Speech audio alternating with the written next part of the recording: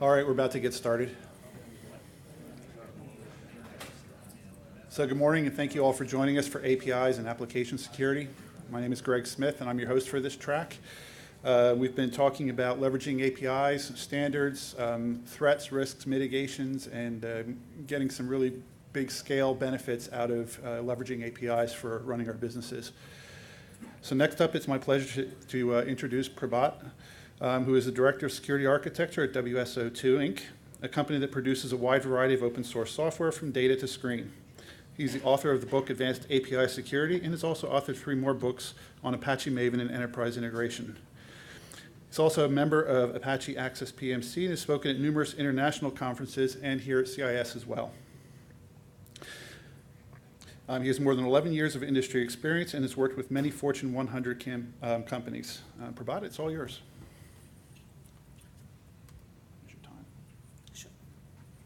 Hi folks, good morning.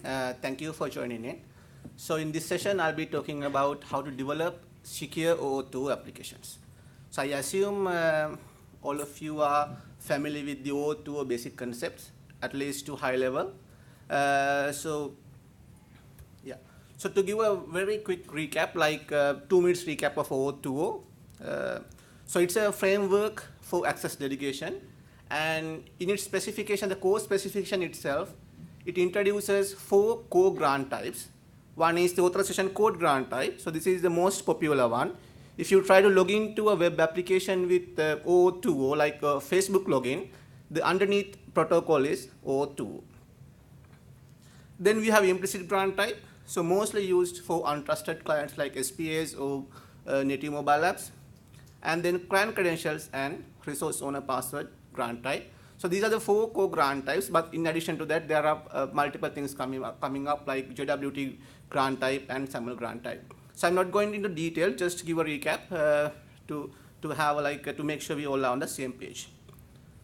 So let's talk about threats, mitigations, and best practices. Okay. So an attacker can use this or exploit the cross-site request forgery vulnerability in your web application to plant a session injection attack. So how does it happen? So attacker could create a valid account, legitimate account in an identity provider or an authorization server. Then he tries to log into the target resource server or the web application. So now attacker gets redirected to the authorization server and he can log in with his legitimate credentials. And the authorization server will redirect the attacker to the target web app. So this is a 302, goes to the browser, attacker has the full control, he can block the flow, right? He'll make sure that authorization code will not hit the callback URL of the web application. Copy that URL, you send it to an email address of the victim, or somehow you get the victim to click on that URL, callback URL, right? So which includes the authorization code. So now, if the victim clicks on that link, it will take victim to the web application. And now web application, since it's following authorization code grant type, it will talk to the token endpoint of the authorization server, exchange it an access token, and possibly talk to another user info endpoint, and find who the user is, and then we'll log that user and associate that particular user or victim with the attacker's account, right? So now our victim's account is associated with the attacker's account. So if he tries to purchase something at his credit card and do some purchase, then the attacker, who is the legitimate owner of that account, can log in from somewhere else and see all the details and can do extra purchases based on that credit card, right? So how do you mitigate?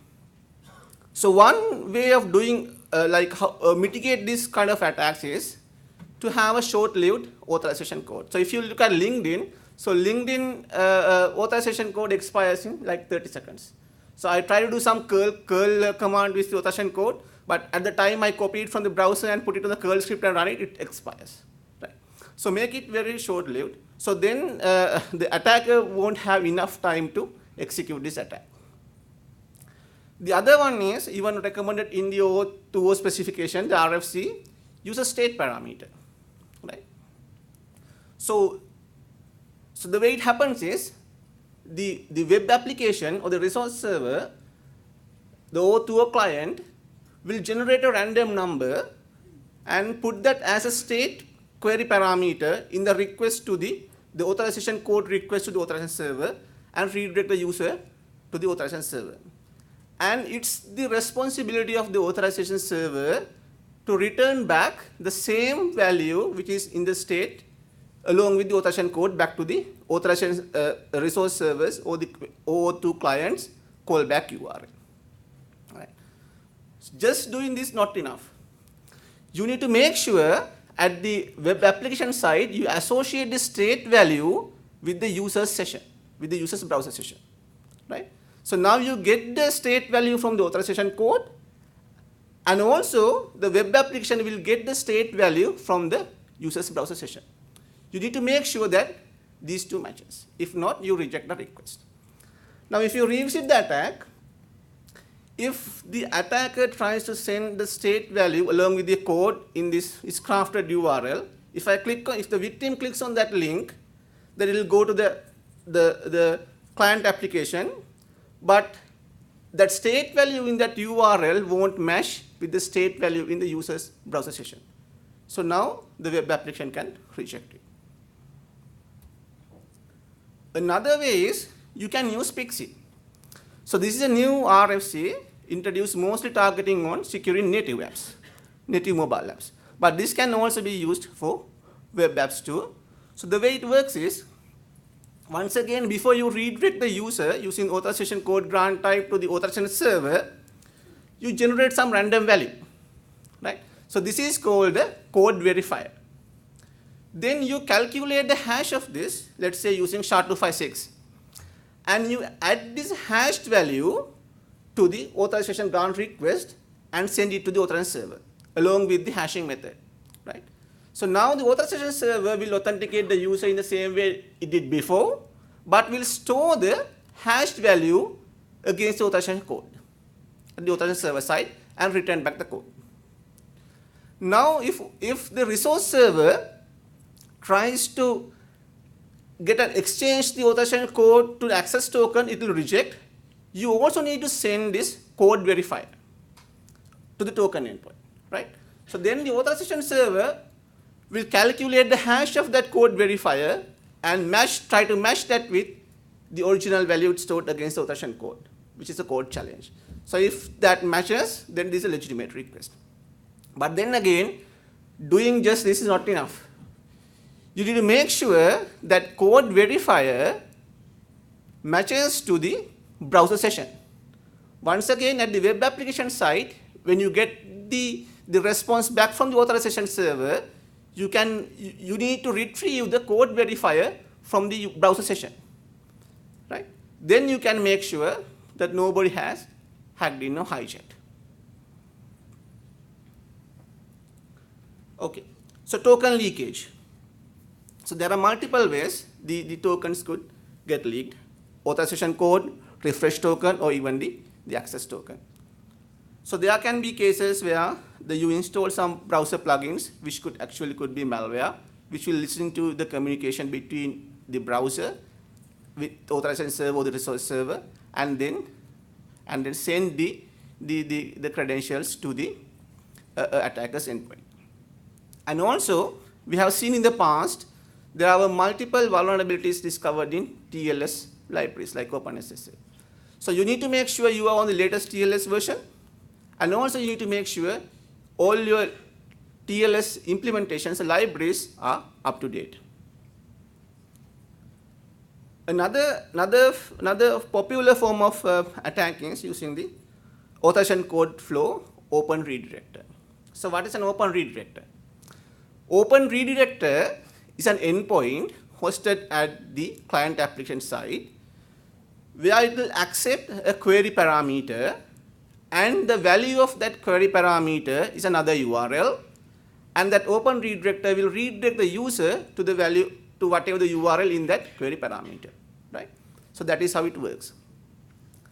So what an attacker can do is, if it can get hold of the original request, which is sent from the client application to the authorization server, it can modify the return to URL in the request, and add this query parameter and set a URL pointing to an endpoint hosted by the attacker, right? So now, if the authorization server, if it doesn't do an exact match of the registered return to URL and what is in the request, then this will pass. This is just a query parameter, and the user will get redirected to that particular URL, right? So then the resource server will blindly redirect user to what is in that particular query parameter or the open redirector parameter. So now the attacker can get some credentials by looking at different headers like location header.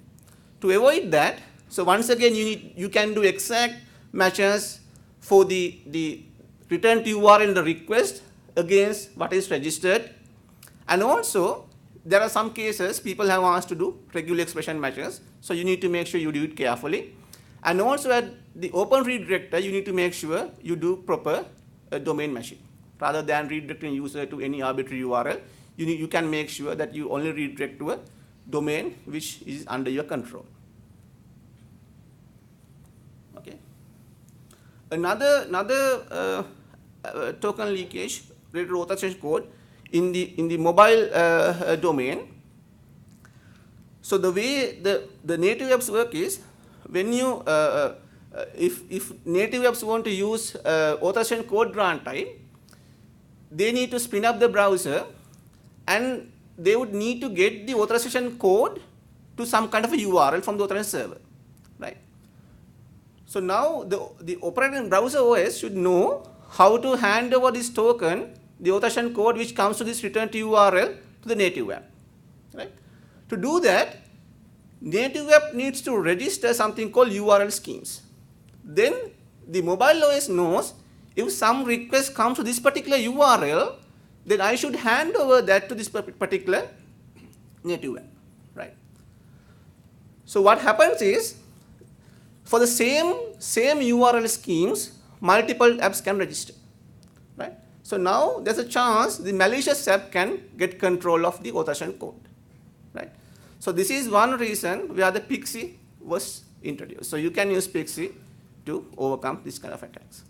And also, one thing to notice is, most of the native apps, they share the same client ID and client secret across all the instances, right? So if I download Foo app from App Store, if you download it, both of us will have the same client ID and client secret, right? So then just by knowing the authorization code, an attacker can get hold of your access token, because they know the client ID and client secret. And then again, mobile apps are untrusted clients. So if you have root access to the device, you can do anything, right?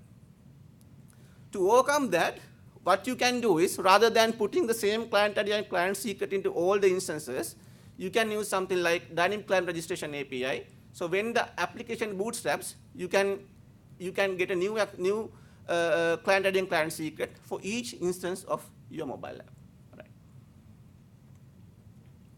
Another kind of attack is IDP Mix of Attack, also known as malicious endpoint attack.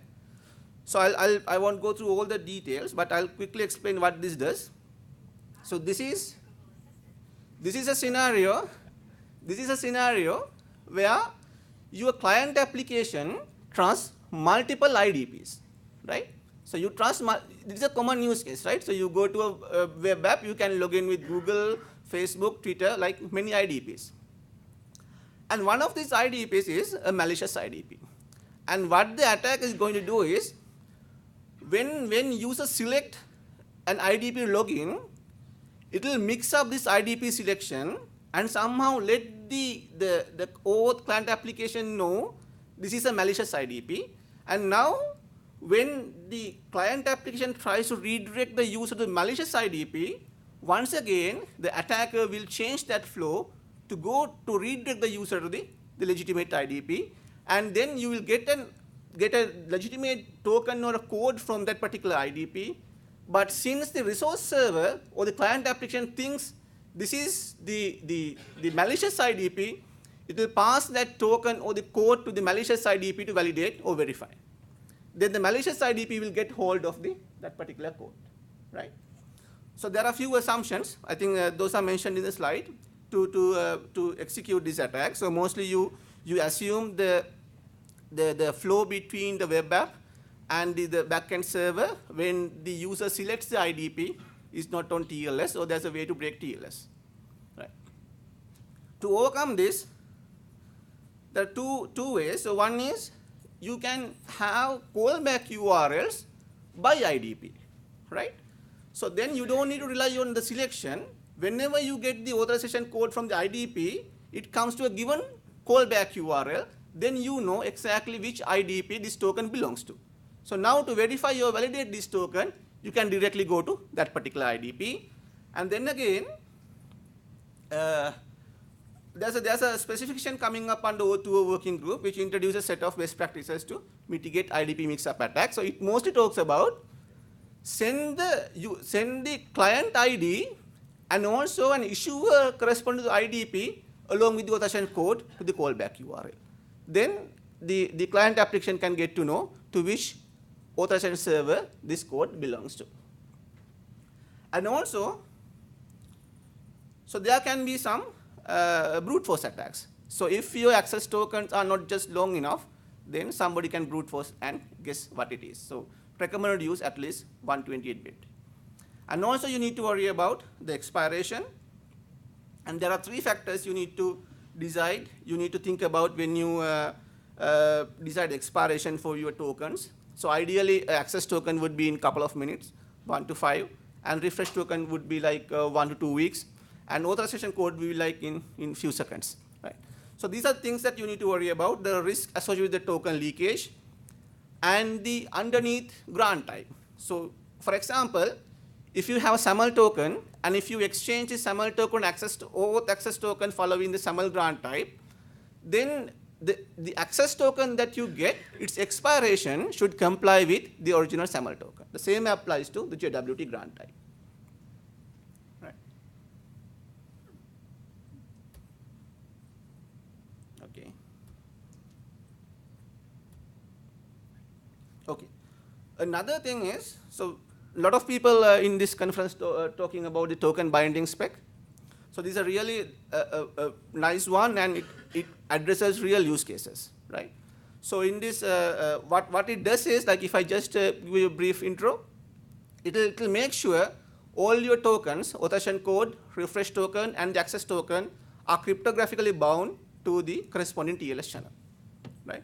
So you can have a look at these specifications. I think yesterday there was a good discussion on that. The token binding protocol spec, the first one, it will define how the token binding can be used over TLS, right? It's a one specification. And the second specification talks about how to do the key exchange during the TLS handshake. During the client hello and the server hello, you can agree upon the different key parameters and also the token binding version that you are going to use. And the third spec talks about how the token binding can be used with HTTP, right? So it's a common one, like higher protocol on top of TLS, on HTTPS. Then the last one, it talks about how to use this token binding, all these above 3 specifications with respect to OAuth 2.0, how to use these specs to protect authorization code, access token, and the refresh token. Okay. The token misuse or reuse. So let me give an example. Say in a microservices deployment, in the same enterprise, there can be multiple deployments, right? Multiple deployments, and each deployment is owned by different people, right? That's the way the microservice deployment works, right? You don't have a single owner for all the microservices. But then again, all these microservices would ultimately trust a one enterprise level authorization server, right? So if somebody wants to log into a web app with OAuth 2.0, so you get an access token from the authorization server, and then you pass it to the microservice. So this microservice will talk to the authorization server, validate this. If it is fine, then let the user in. But if there's a malicious resource server or a microservice, now you can get hold of that access token and talk to another microservice impersonating the original client, right? The third microservice doesn't know anything about the man in the middle or the first microservice. It will think the request comes from the original user. So how to avoid this? One way to avoid this is to have properly scoped access tokens, right? So scope is driven by the resource server or resources. They should know how to interpret the value of the scope, right? It's an arbitrary string, but the resource server should know how to interpret the value based on the APIs and those stuff. Then again, when we have multiple microservice deployments with different ownerships, what you can do is you can define a URN for each deployment. Then URN plus a scope will be unique across your entire deployment, right? So now what you need to do is when you get the access token from the authorization server, you need to get it to proper set of scopes. Does it solve the problem? It won't, right? So if I get an access token for all the scopes and I pass it to first microservice, then still it can use it against the second microservice given that that access token has the scopes corresponding to the second microservice. So how to fix that? We cannot get multiple access tokens by redirecting user again and again to the authorization server. What you can do is in the first try, you get an access token for all the scopes, but you never use that access token against resources. Now you have the access token for all the scopes, then you refresh this access token multiple times for subsets of scopes, right? So you refresh it for one time, that will return you access token which will have the scopes corresponding to the first microservice. Then again you refresh it to get an access token having a set of scopes for the second microservice. Now you use access tokens consciously against those microservices. So if it goes to the first microservice, it will check whether it has a scope corresponding to it. But if it tries to use it against another microservice, it will fail, right? Because it doesn't have the corresponding scope. So now once again, in the microservice deployment, you still need to do service-to-service communication. So if that is protected with OAuth 2.0, what you can do is you can do a proper token exchange. So the access token comes to the first microservice, then it can pass that access token to the authorization server and do a token exchange and get a new access token with a new scope and pass that access token to the downstream microservice. So when it validates that the access token, it knows this is originated from the client, and then again it comes directly from the second microservice, first microservice, right? Because all the information in that way is available at the authorization server. Another attack is like in terms of token reuse. Let's say I have web app, a malicious web app, and I let you log into my web app through one IDP, right? So now I know your access token. So what I can do is I can use this access token to log into another application which uses implicit grant type. So I can simply craft a URL like this, send you access token to that particular web app.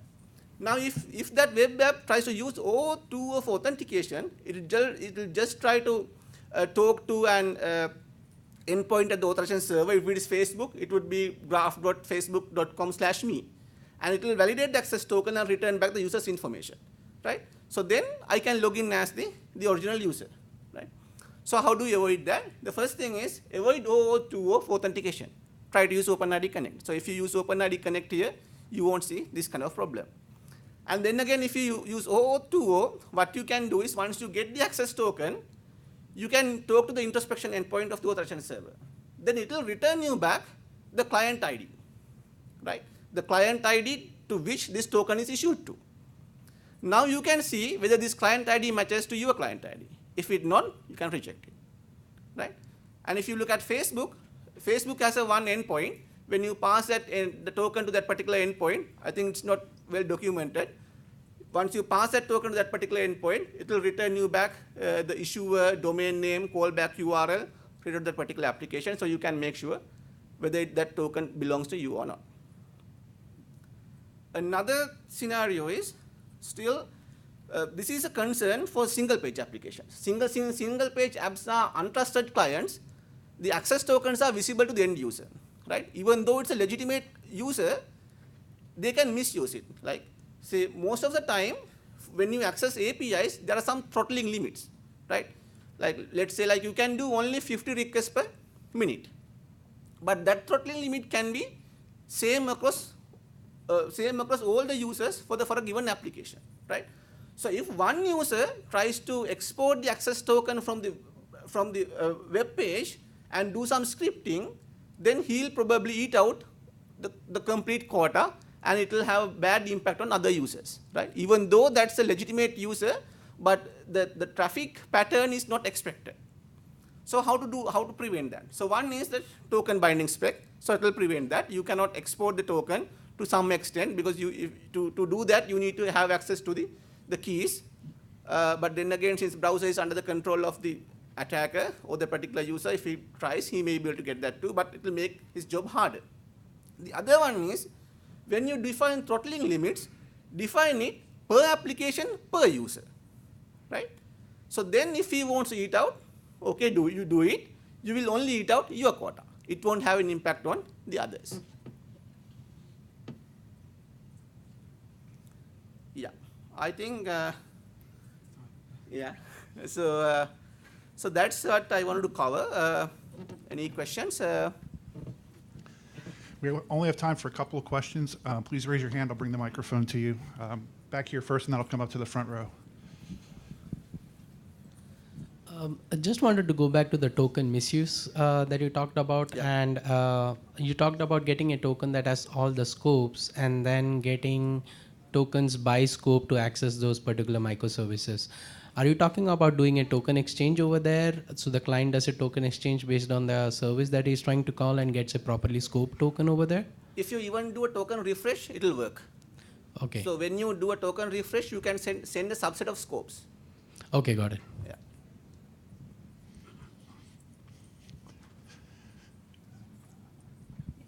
Oh, quick question. Okay, so question is about the scope, right? So each client going to call tons of microservices backend. Is that better to issue multiple access tokens based Sorry? on? Is that better to issue multiple access tokens based on the microservices this call involves in, Yeah. or one access token with all the services authorized to the Yeah, client? so it's once again under the trust domain, right? Some people see it as an overkill when you have multiple access token, but it's always secure. Like if you have a one properly scoped access token, so one access token is just good enough to access one particular resource server. Yeah. Will OpenID Connect resolve most of these issues, or all? Yeah. So OpenID, the thing is, people try to use OAuth 2.0 for authentication. Even Facebook does it, right? So these are the challenges OpenID Connect has already addressed. Like if you use OpenID Connect for authentication, you cannot use these kind of things like passing the access token. You got to another web app.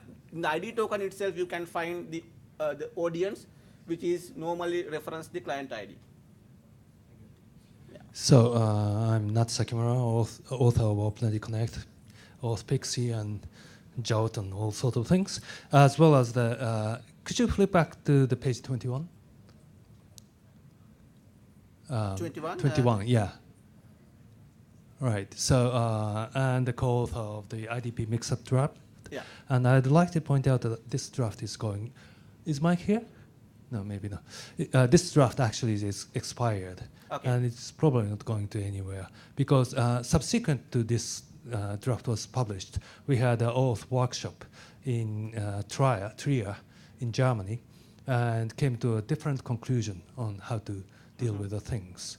And for you guys' information, we are having another OAuth security workshop, this time in Zurich on the July 13th and 14th. So if you guys are interested, please join. So having multiple callbacks would still work, right? By IDP? So our recommendation now is to have per IDP, per authorization server redirect URI, Yeah. and have that redirect URI stored in the state. That's right. Yeah. All right, last question.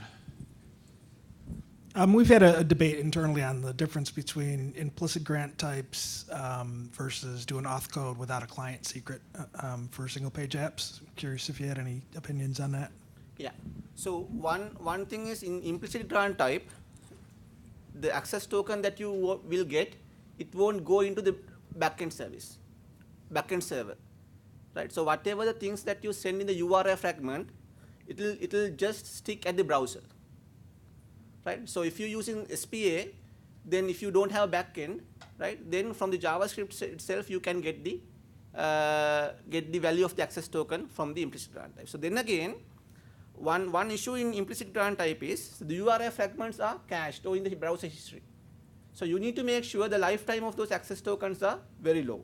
Another approach is you get the access token, the URI fragment. So from your SPA you get it, and now you exchange it access token or new access token, right?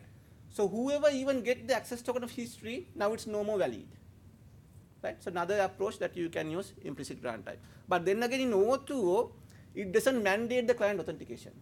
Even for authorization code, it can use anything. Like as you said, in native apps, you can use just client ID without a client secret. Yeah, I was more interested in just the JavaScript case. Yeah. Having the JavaScript itself Yeah. exchange the auth code for a Yeah. access Another token. difference is, even if you use the authorization code grant type without the client secret, the access token is not visible to the end user. Right? In the implicit grant type, access token is visible to the end user. Well, if you have the JavaScript doing the token exchange. No, if you use it implicit is. grant type, No, I'm saying if instead of using implicit, if it's using auth code in the browser Yeah. without a client secret. because it has to, because it's a post, right? So it'll do from the browser itself. You go to 302, the authorization code, then you will do a post to the backend server. Now you need to exchange this code to an access token. So access token won't be visible to the end user, right? So what you can do from the backend side is if you use authorization code for SPA, you can go for like a proxy approach, right? Then you get the access token, then possibly you can create an encrypted cookie with this access token and send back.